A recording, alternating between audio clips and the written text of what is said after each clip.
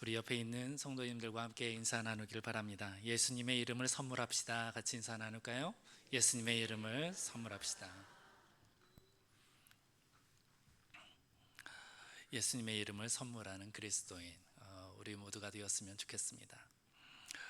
지난주까지 우리는 신약시대 때 교회의 위대한 탄생을 함께 살펴보았습니다. 지난주 본문이었던 마지막 단락 내용이 무엇이었습니까? 사도들에게 기적과 표적이 나타나니 믿는 사람들이 함께 모여서 물건을 함께 통용하기 시작했습니다. 재산과 소유를 팔아서 사람들에 대한 성도의 이 필요를 채워주었습니다. 모이기에 함께 힘써 식탁에 교제를 나누었고 함께 떡을 떼고 교제를 나누었다 했습니다.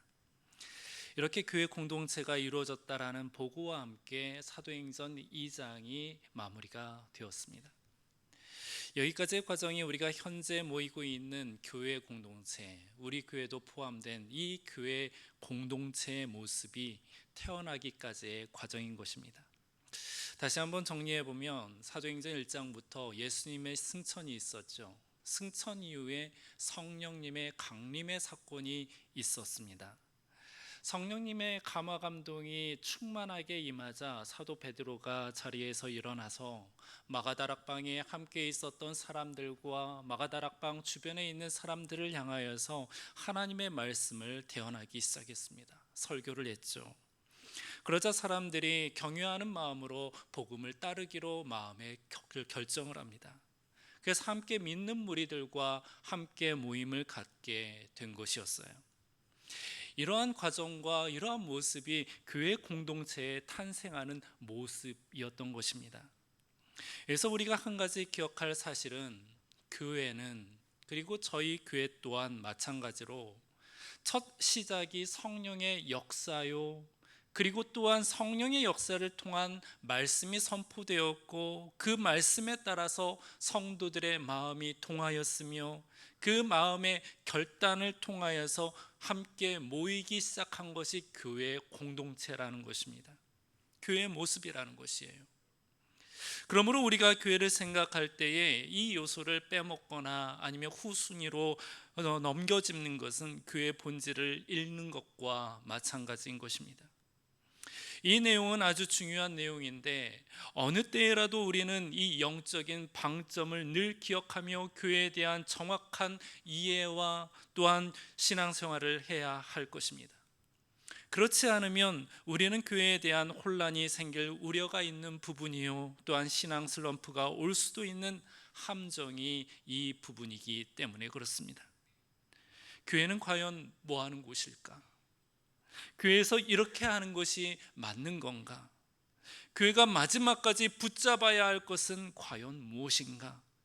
교회로서 절대 포기해서는 안 되는 것이 과연 무엇일까 등 이 모든 다양한 문제, 질문이 바로 교회에 대한 본질이고 교회가 어떻게 생성되었으며 어떠한 모양으로 커나가는구나라는 이해를 우리가 갖고 있을 때 이러한 대답이 흘러나오게 되는 것입니다. 행사를 많이 하는 것, 활동 모임을 많이 갖는 것, 그리고 어떠한 교제 가운데 여러 가지 회의감이 있을 수 있어요. 그런데 그 모든 문제의 분류대로 살펴보면 그것이 본질에서 벗어난 비본질의 것으로 고민하는 때가 있다라는 것입니다. 이러한 물음 속에 우리가 답을 하지 못한다면 우리의 신앙은 헤맬 수 있다라는 것을 말하는 것입니다. 신앙의 성장이고 또한 열매 맺는 신앙의 커다란 장애가 되는 것이 바로 이 부분인 것입니다. 그러므로 우리 모두가 성령 안에서 참 교회의 모습과 참 교회에 대한 이해를 갖고 신앙생활하는 저와 여러분들 함덕교회 믿음의 공동체가 되기를 주님의 이름으로 축복합니다. 이제 교회의 탄생과 함께 첫 사역의 보고가 될 수 있는 기적의 현장으로 함께 다가가 보도록 하겠습니다.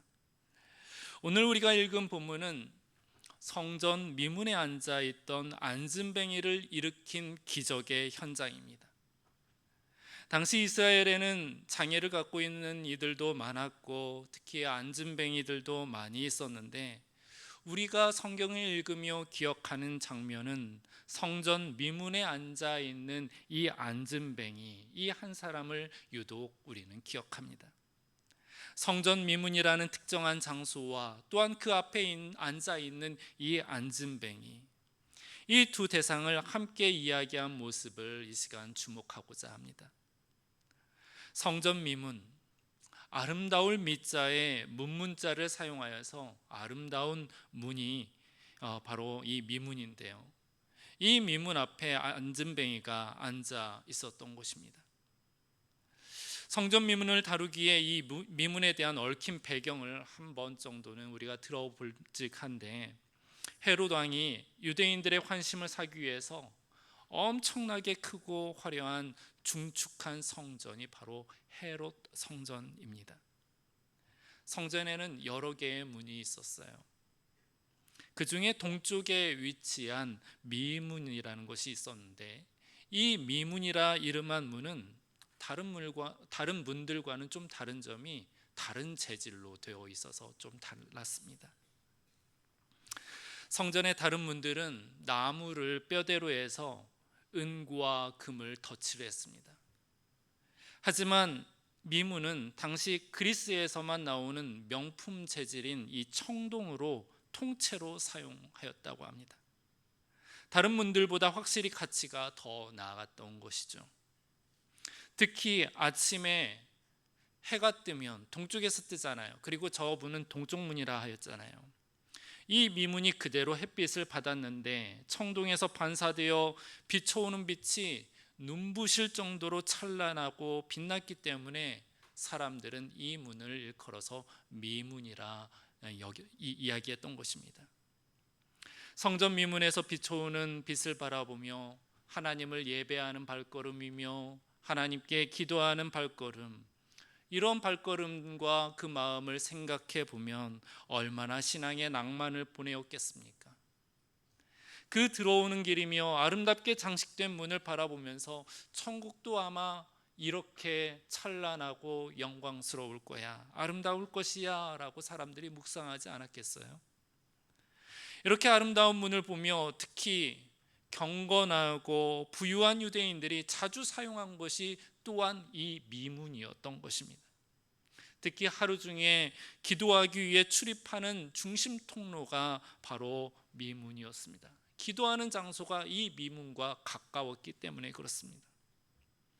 이런 낭만적인 모습과는 달리 하필 그곳에 안진뱅이가 구걸하고 있었던 것입니다. 한 푼 주십시오, 저 좀 도와주십시오 라면서 한 사람 한 사람 붙잡으면서 도움을 요청했던 것이었죠.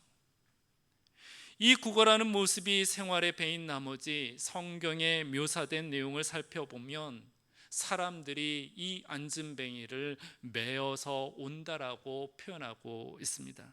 출근하듯 말입니다. 우리 1절 말씀인데 우리 3장 1절 말씀을 다시 한번 읽어보도록 하겠습니다.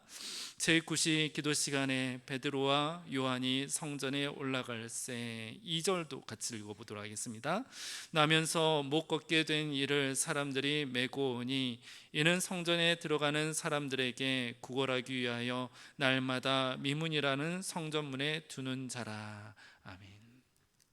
사람들이 메고 오기를 날마다 미문에 앉혀서 구걸하는 것이 바로 이 안진뱅이와 사람들의 일상이 되어버렸습니다. 여러분들 한번 머릿속에 상상을 해보십시오. 참으로 묘한 대비 아닙니까?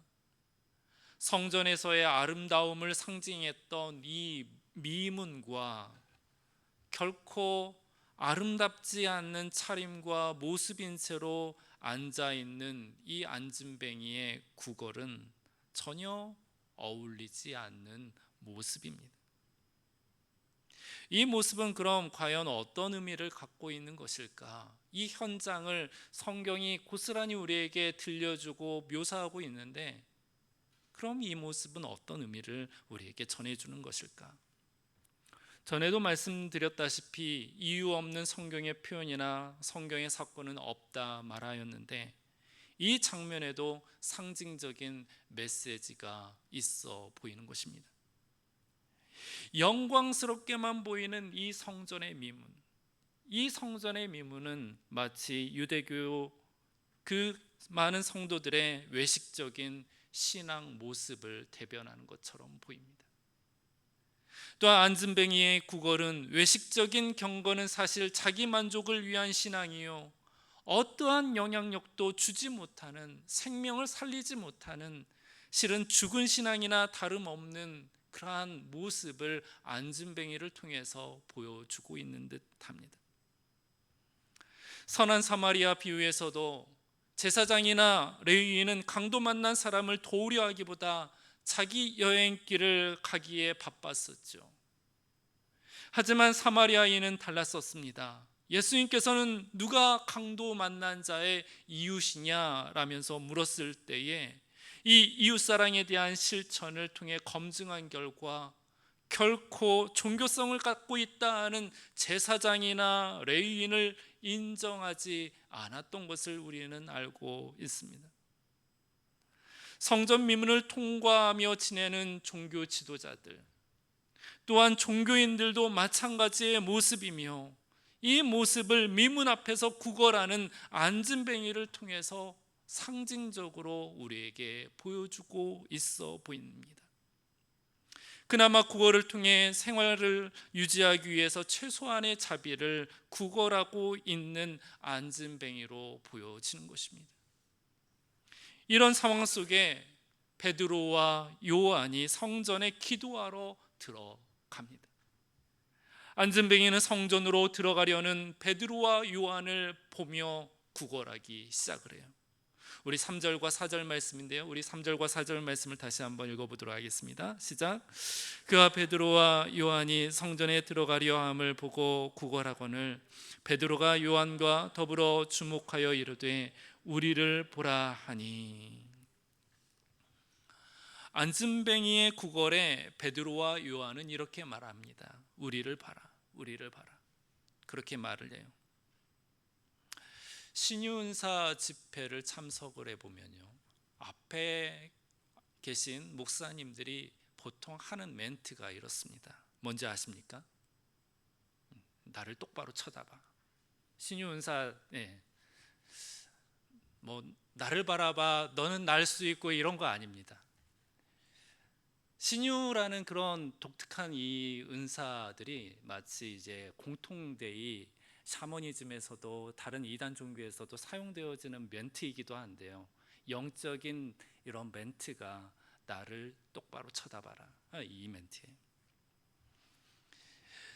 이 이유는 물론 신유의 순간은 성경을 근거로 하기 때문에 지금의 본문 말씀을 따라 하였을 터인데, 주석을 살펴보면 이렇습니다.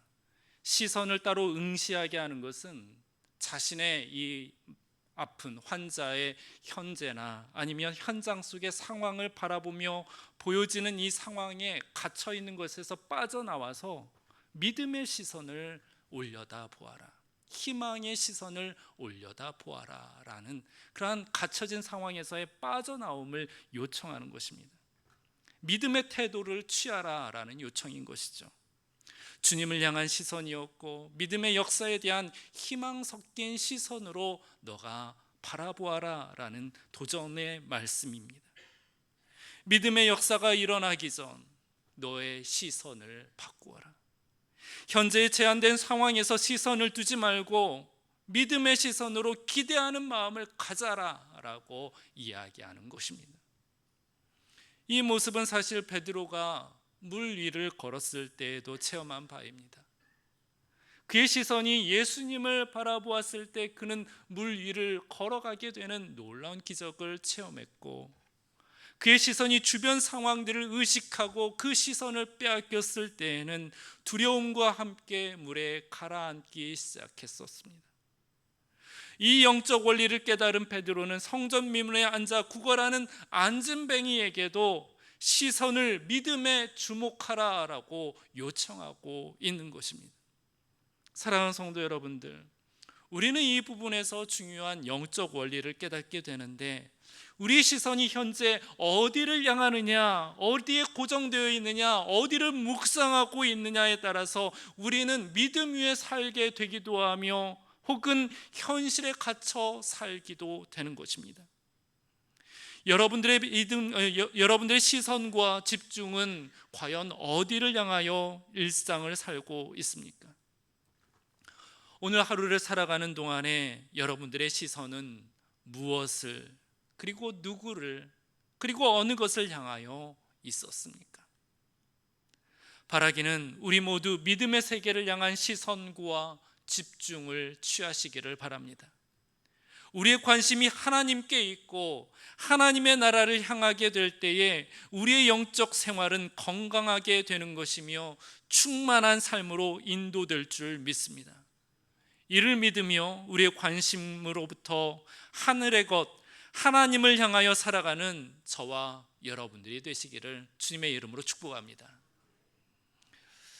안진뱅이로 하여금 이 관심과 시선을 마주 보게 한 베드로는 다음으로 이제 믿음의 선포를 하고 있습니다. 우리 6절 말씀인데요, 우리 6절 말씀을 다시 한번 읽어보도록 하겠습니다. 시작. 베드로가 이르되 은과 금은 내게 없거니와 내게 있는 이것을 내게 주노니 나사렛 예수 그리스도의 이름으로 일어나 걸으라 하고. 아멘.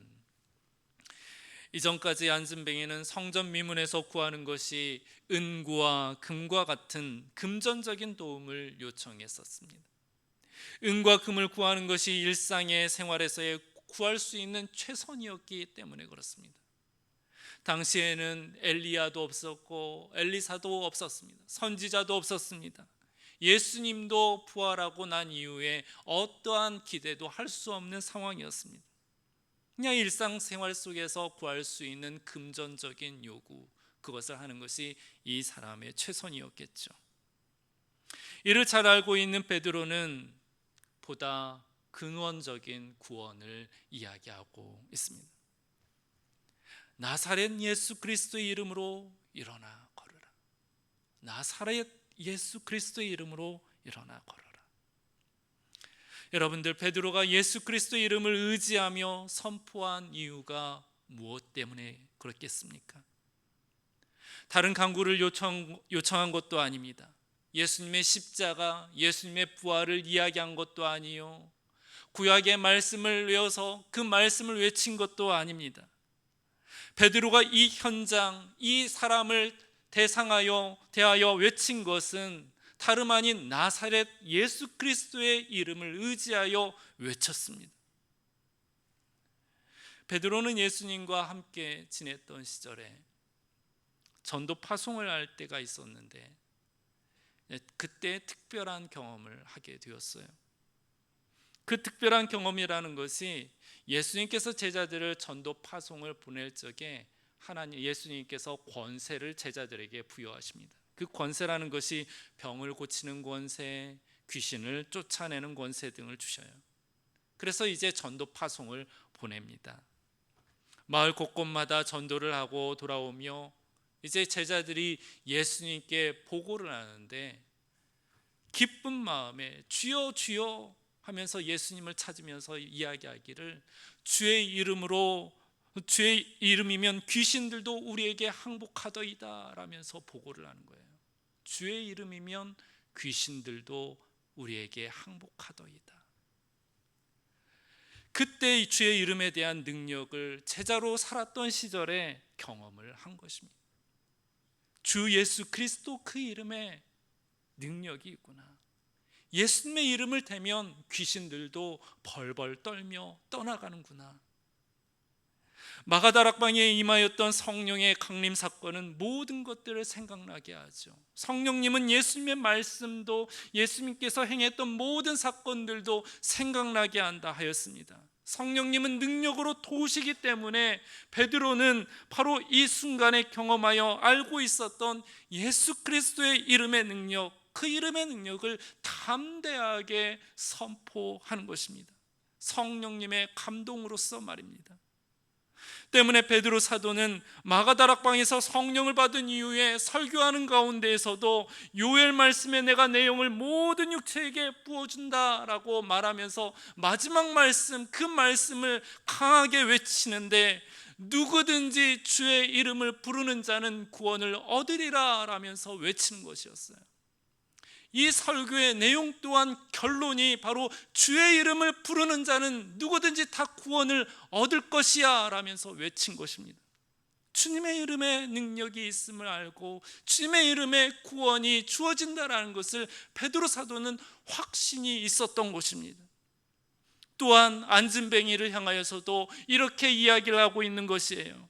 내게 있는 이것을 너에게 주노니 나사렛 예수 그리스도의 이름으로 일어나 걸어라 라면서 선포하는 것입니다. 주의 이름으로 기적을 베푸는 것이에요. 때문에 우리도 이 모든 내용을 살펴보며 알 수 있는 내용은 주님의 이름에 권세가 있다라는 것을 우리는 깨달아 알게 되는 것입니다. 주의 이름으로 선포하였을 때 하나님의 놀라운 치유가 임하게 되는 것입니다. 주님의 이름으로 선포할 때에 우리의 기도 제목이 응답되어질 것이고, 주님의 이름을 의지할 때에 우리 육신과 우리의 영혼의 치유가 일어날 것이며, 주의 이름을 의지할 때에 사망 가운데에서도 하나님의 생명을 맛보게 되는 줄 믿습니다. 이 시간 7절과 8절 말씀을 다시 한번 읽어보도록 하겠습니다. 7절과 8절 말씀 시작. 오른손을 잡아 일으키니 팔과 발목이 곧 힘을 얻고 뛰어서서 걸으며 그들과 함께 성전으로 들어가면서 걷기도 하고 뛰기도 하며 하나님을 찬송하니. 아멘. 주의 이름의 권세로 인하여서 이 안진뱅이는 이제 발과 발목이 힘을 얻는다라고 말합니다. 그래서 일어나서 뛰기도 한답니다. 걷기도 한답니다.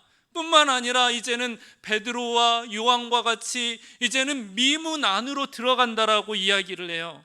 성전에 들어가서 뛰며 걷으며 모든 활동을 이제 자유자재로 하게 된다 말합니다.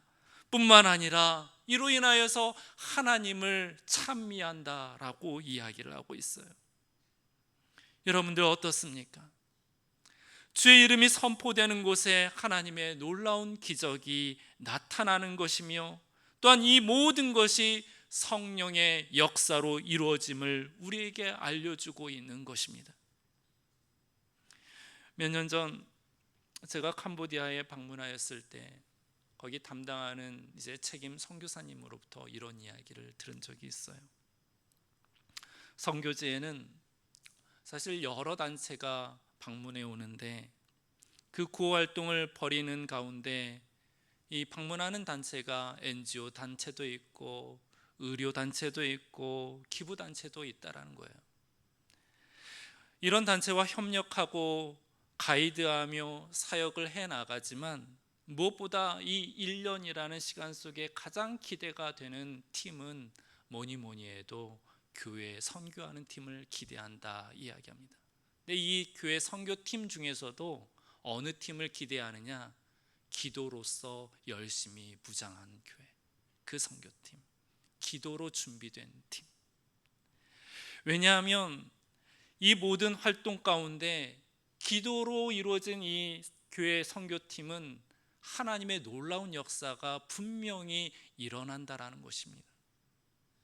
이 하나님의 놀라운 역사에 기적이 일어나고, 또한 기적과 함께 하나님의 나라가 그 현장 가운데 임하게 되는 충만한 기쁨이 있기 때문에 가장 1년 중에 가장 환영하고 마음에 소망하는 팀이 바로 교회 선교하는 기도로 무장된 팀을 가장 희망한다라고 이야기하고 있는 것입니다.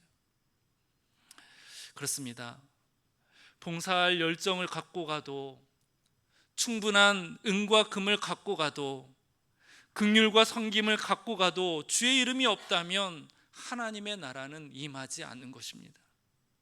하지만 주의 이름을 갖고 나아갈 때 사역이며 미션은 같은 봉사가 아니게 되며 같은 섬김이 아니게 되는 것입니다.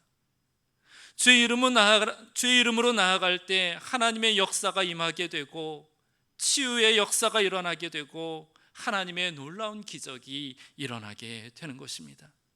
이 모습은요, 한 사람을 낫게 한다, 한 사람을 구제한다라는 것, 그 이상의 복음의 놀라운 운동력과 그러한 하나님의 나라가 임하게 되는 것이에요. 선교사들과 또한 선교팀과 함께 누릴 수 있는 참 충만한 기쁨이 그 안에 담겨져 있는 것입니다. 그리고 그 물꼬는 다름 아닌 주의 이름에 있는 것입니다. 주의 이름으로 나아갈 때, 주의 이름으로 기도하고 주의 이름을 외칠 때에 그 현장 속에 하나님의 나라가 임하게 된다라는 거예요. 사랑하는 성도 여러분들, 우리가 행하는 모든 일에, 교회 봉사이든지 직장 생활이든지 가정에서 생활하는 것이든지 개인 생활이든 그 어떤 활동이어도 상관없습니다. 주의 이름으로 섬기며 행하고 살아가는 하나님 나라의 사역자들이 다 되시기를 주님의 이름으로 축복합니다. 우리가 나아갈 방향은 하나님의 나라를 이 땅 가운데 실현시키는 삶을 향하는 것이며, 우리는 이를 위해서 부름받은 주의 자녀들이라는 사실을 잊지 마시기 바랍니다. 그저 일상에서 또 우리가 삶 가운데 먹고 또한 잘 살며 많은 부를 축적하고 많은 사람들과 교제 나누는 이러한 삶의 윤택한 것, 이게 목적이 아니라 하나님께서 우리 한 사람 한 사람을 부르시고 또한 우리를 변화시키고 우리 삶 가운데 영적인 신비와 영적인 놀라운 능력을 경험하게 한 것은 우리가 세상 가운데 나아가서 들어가서 침투해서 그 가운데 하나님의 거룩한 빛, 하나님의 나라가 임하게 하는 하나님의 일꾼으로 우리를 불렀다라는 사실, 우리를 세웠다라는 사실을 잊지 마시기 바랍니다. 이러한 삶의 목적을 우리가 갖고 신앙생활을 할 때, 또한 교회가 그렇게 사역을 행할 때에 우리는 성령님께서 함께 하시는 교회, 성령님께서 함께 동행하는 그리스도인이 될 줄을 믿습니다. 우리 모두가 그러한 하나님의 나라를 사모하고 또한 그러한 하나님의 나라를 꿈꾸는 하나님의 거룩한 교회요, 또한 하나님의 거룩한 성도 사역자들이 되기를 주님의 이름으로 축복합니다. 이 시간 주신 말씀을 놓고 함께 찬양하며 나가도록 하겠습니다. 우리 슬픈 마음 있는 사람이라는 찬송가 찬양하겠는데요, 좀 이 찬양은 원래 빠른 곡이지만 좀 느리게 함께 찬양하도록 하겠습니다.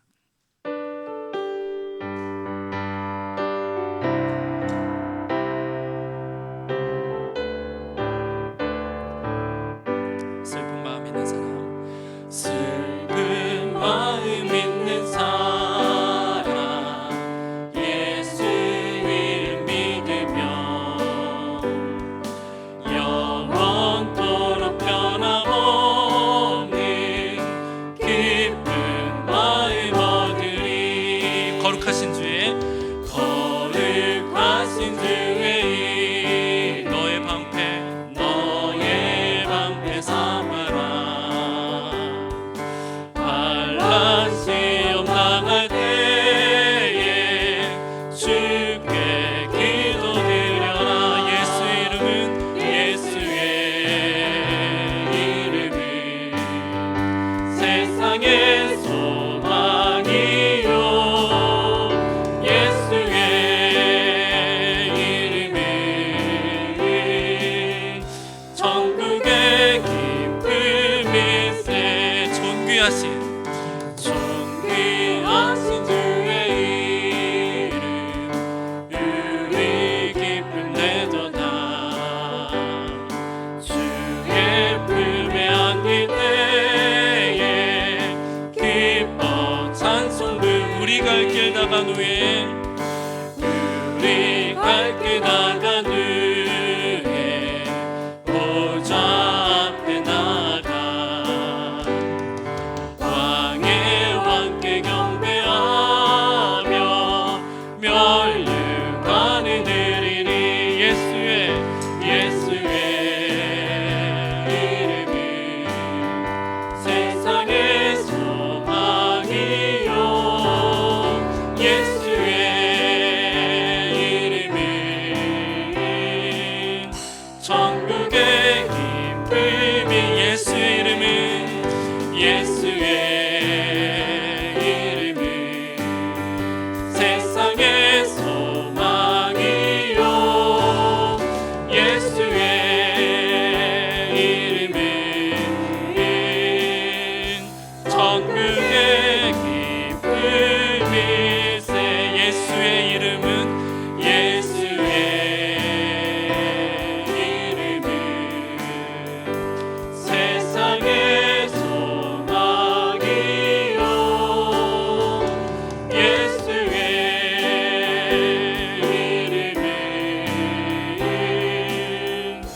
천국의 기쁨이 찬양하세 우리 주 찬양하세 우리 주 오 주여 영광 받으소 새롭게 하소서 새롭게 하소서 새롭게 하소서 새롭게 하소서 늘 새롭게 하소 다시 한번 찬양하세 우리 주 찬양하세 우리 주 오 주여 영광 받으소서 새롭게 하소서 새롭게 하소서 새롭게 하소서 늘 새롭게 하소서 사랑하는 성도 여러분들 이제 함께 기도할 때에 오늘 본문의 말씀을 묵상해 보면 사실 우리 모두가 영적인 안진뱅이가 아닌가 그렇게 묵상이 되어집니다. 온전히 설 수 없고 온전히 활동할 수 없는 그런 주저앉아 있으며 다른 구원을 찾고 있는 그런 안진뱅이가 아닐까요?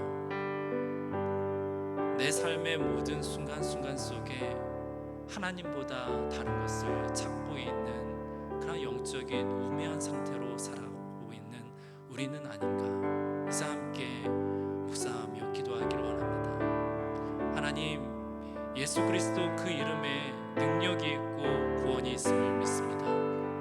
나에게 내 삶 가운데 내 영혼 가운데 나사렛 예수 그리스도의 이름으로 일어나 걸으라 라고 선포하신 그 생명의 외침이 나의 영혼 가운데 외쳐지도록 은혜를 더하여 주시옵소서.